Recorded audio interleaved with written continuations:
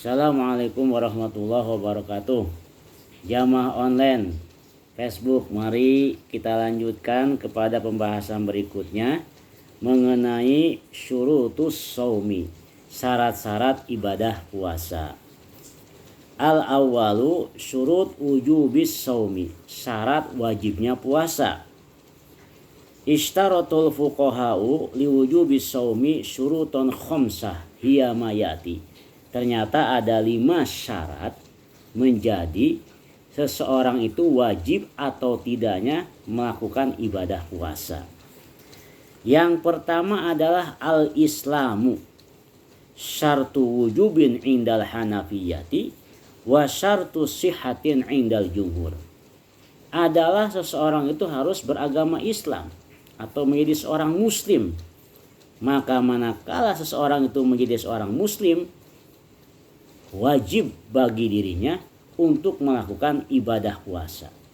Istilah dalam mazhab Hanafi dengan syarat wajib, sementara istilah dalam jumhur selain Hanafi berarti Syafi'i, Maliki dan Hambali mengatakan sebagai syarat sah dilaksanakannya ibadah puasa.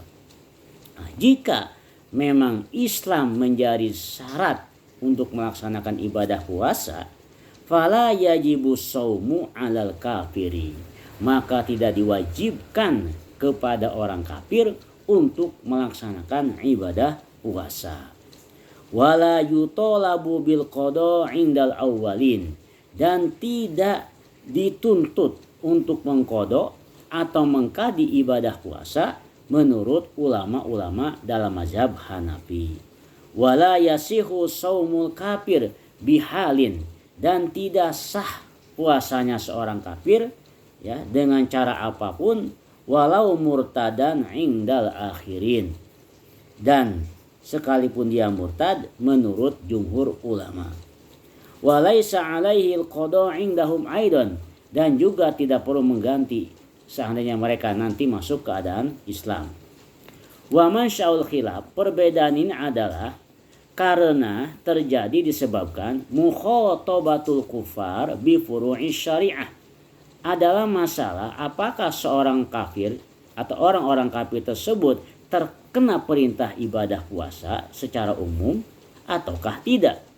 Fa indal hanafiyah inal kufar ghairu mukhatabin bi furu'is syariah allati hiya ibadat, wa indal jumhur al kufar mukhatabuna bi furu'is syariah.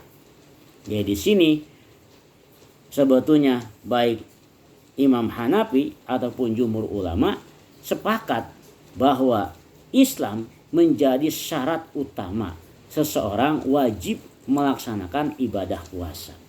Sehingga kalau memang Islam menjadi syarat utama, maka orang kafir itu tidak terkena ya, kewajiban untuk melaksanakannya secara khusus. Walaupun menurut jumhur orang kafir pun sebetulnya juga terkena perintah ibadah puasa. Hanya saja untuk menjadi sah ibadah puasanya, dia harus masuk ke dalam agama Islam terlebih dahulu.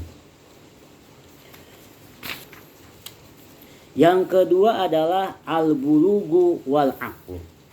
Fala yajibu shaumu ala sobiyin wa majnunin wa mughma alaihi wa sakranin.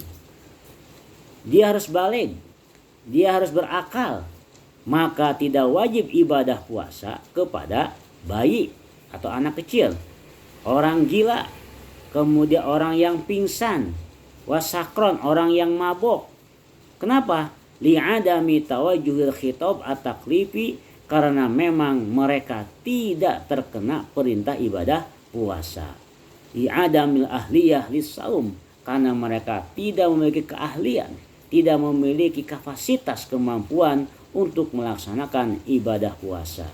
Sebagaimana sabda Nabi Muhammad sallallahu alaihi wasallam, rufi'al qalamu an salasin, dosa itu tidak akan dicatat karena dari 3 hal.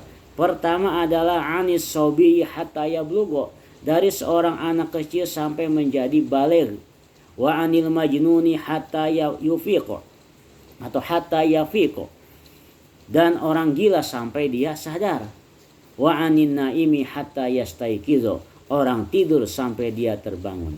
Faman zala aqluhu ghairu mukhatabin bisaumi, maka barang siapa yang hilang akal, dia tidak terkena perintah untuk melaksanakan ibadah puasa.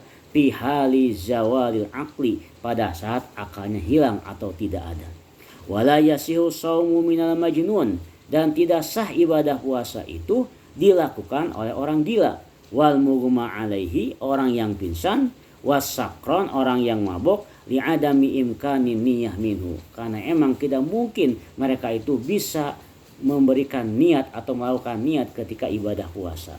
Inilah syarat kedua dan ketiga, bahwa seseorang menjadi wajib untuk melaksanakan puasa dan sah puasanya manakala dia sudah mencapai derajat umur yang baligh. Yang ketiga, sudah mencapai derajat orang yang dikatakan bisa berpikir dengan baik. Sehingga apabila dua hal ini tidak tercapai dalam diri seseorang, maka orang-orang seperti anak kecil, kemudian orang gila yang jelas hilang akalnya, orang pingsan pun sama hilang akalnya, tidak sadar, orang yang mabok pun misalkan sama saja, ya, sering minum minuman, ya, tahu-tahu harus puasa, maka tidak terkena di situ, ya, hitob, karena hilang akal. Wa yasihu saumu minas sobiyi al mumayyiz. Kemudian sah puasa dilakukan dari anak yang bisa membedakan, ya, yang sudah punya pemikiran, ya, sudah bisa membedakan mana baik mana buruk. Wa yajibu inda syafi'iyati wal hanafiyati wal hanabilah, dan wajib menurut mazhab Syafi'i, begitu pula menurut mazhab Hanafi wal hanabilah ala walihi, kepada walinya, penanggung jawab anak tersebut, amrohu au amarahu bihi ija atoqahu ba'da bulughihi sab'ina sinin wa darabahu hina ijin ala saumi ba'da bulughihi 10 sinin. Nah, kita misalkan sebagai orang tua yang memiliki tanggung jawab kepada anak kecil, itu menurut semua mazhab memiliki tanggung jawab besar. Ya, untuk apa? Memotivasi anak-anak kita agar mau melakukan ibadah puasa. Bahkan di sini dikatakan anak tersebut harus dipukul, ya, harus dipukul.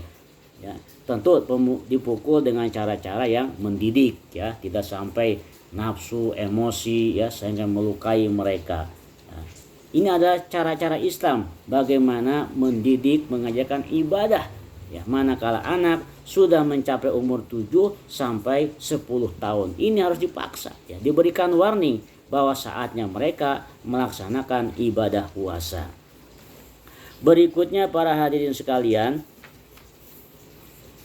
bahwa syarat sah untuk melaksanakan ibadah puasa adalah al-qudrah, ya, mampu, awis sihah minal marad, dia harus sehat, ya, nggak boleh sakit. Wal iqomah, juga mampu melaksanakannya. Fala yajibu saumu alal maridi wal musafiri, ya, maka tidak wajib melaksanakan ibadah puasa kepada orang sakit dan orang yang sedang musafir atau bepergian. Jadi kudroh, kemampuan, sehat jiwa raganya, ya.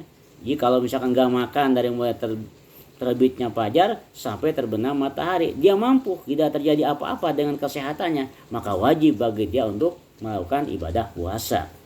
Kemudian iqomah, artinya memang dia tinggal di situ, tidak sedang dalam perjalanan, tetapi manakala dia sedang perjalanan, maka Islam memberikan rukhsah, tidak diwajibkan kepadanya untuk melakukan ibadah puasa. Itulah syarat-syarat wajib, ya, yang diistimbat oleh para ulama, sehingga siapapun yang memiliki kriteria yang 5 tersebut harus melaksanakan ibadah puasa.